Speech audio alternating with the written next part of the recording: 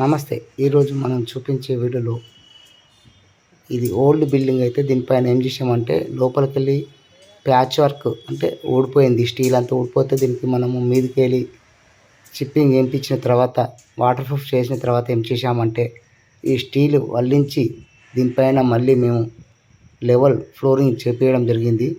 So friends, ఎందుకోసం అనేది ఈ వీడియోలో నేను చూస్తున్నాను.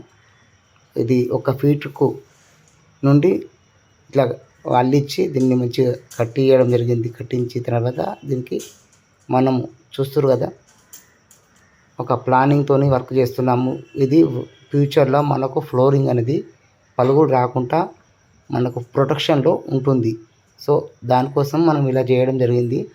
మా ఛానల్ కనుక మీకు నచ్చినట్టయితే లైక్ అండ్ షేర్, సబ్స్క్రైబ్ చేసుకొని షేర్ చేయండి, సపోర్ట్ చేయండి. మరిన్ని వీడియోలు వస్తూ ఉంటాయి. Okay friends, thank you.